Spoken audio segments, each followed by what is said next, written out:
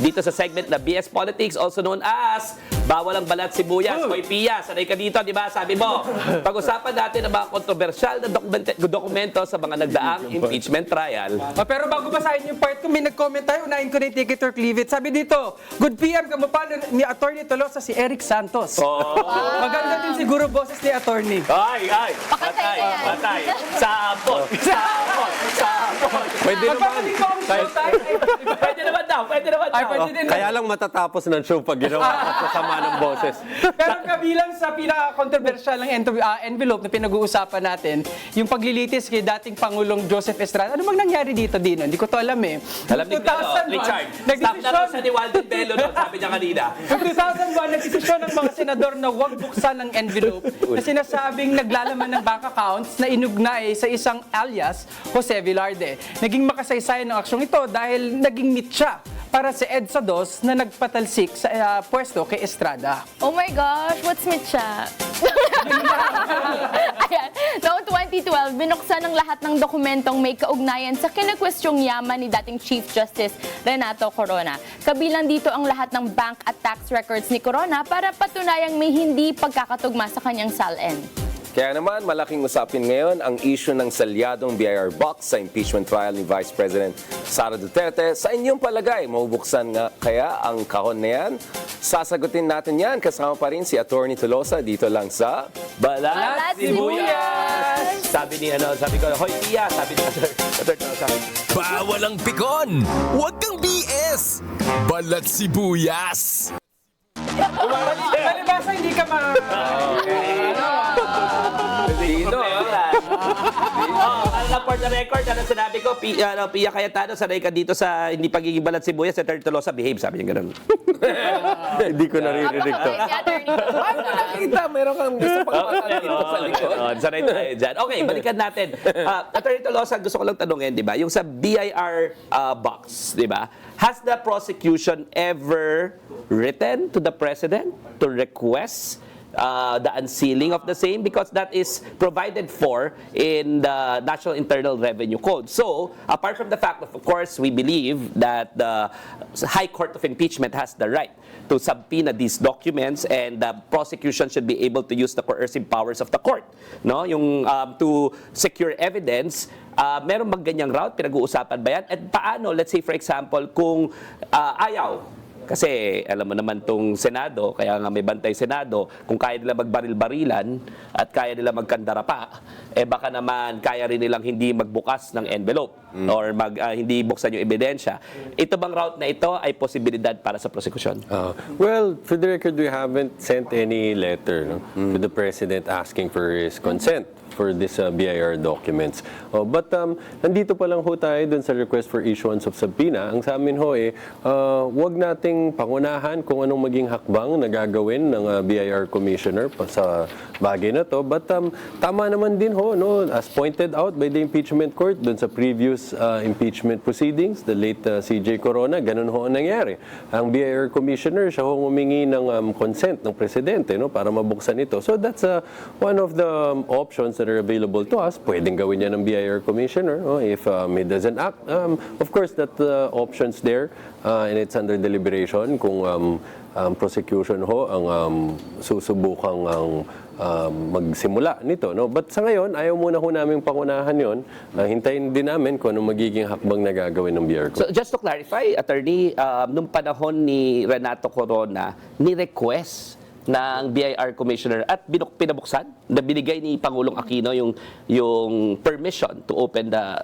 Tama ho. Yan ho ang understanding namin na nangyari doon. No? Kaya ayaw ho namin pangunahan ngayon na kung anong hakbang na gagawin ng kasalukuyang BIR Commission. And ang laman ng box na to, just for the record, at least for the sa theory ng prosecution, hindi naman ito yung hindi natin alam kung ano laman nun. Wow, bubuksan, tapos bahala na kung ano laman, no?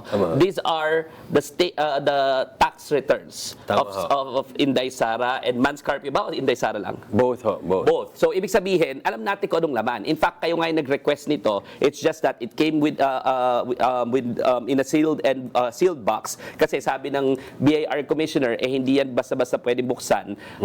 The level of the House. At the level of the House, yun ba? And then the House, just to err on the side of prudence prudence and caution, decided not to open it anymore despite the fact na may subpoena power sila at will leave it up to the impeachment court. Tama po ba yun? Tama ho, maalala natin na si mismong Congresswoman Laila De Lima, no, ang sa kanya ho, ang posisyon niya yun, pwede itong buksan, even at that level. Dahil maliwanag sa Constitution yan, this is paramount to any other law. So, this trumps the NIRC, no? So, para sa kanya, pwedeng buksan. And a lot of them actually agreed with her. Pero, as you've mentioned, they just erred on the side of caution dahil alam nila baka gawin pang issue ito. Pupunta na naman sa Supreme Court, pati araw. So, ang sa kanila, o sige, mas doon na tayo sa mas safe, doon na lang natin ito pag-usapan pagdating na sa Senate. So sinabi to ni Congresswoman Laila De Lima, dating Secretary of Justice, Yeah. no?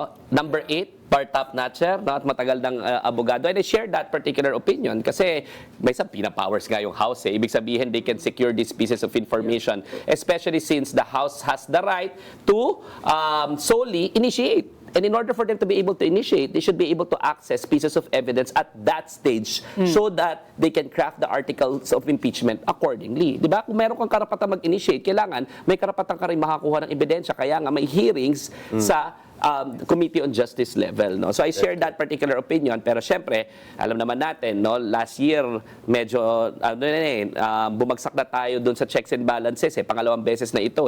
Napakailaman na yung kapangyarihan ng House of Representatives to, sole power of the House of Representatives to initiate impeachment. And that's the reason why they decided to err on the side of caution. No? So ibig sabihin, ito ay mga dokumento mismo na isinumite ng mag-asawa. And these are sworn statements. Tama No? yan. Ibig sabihin, hindi naman ito nanggaling kung saan lamang.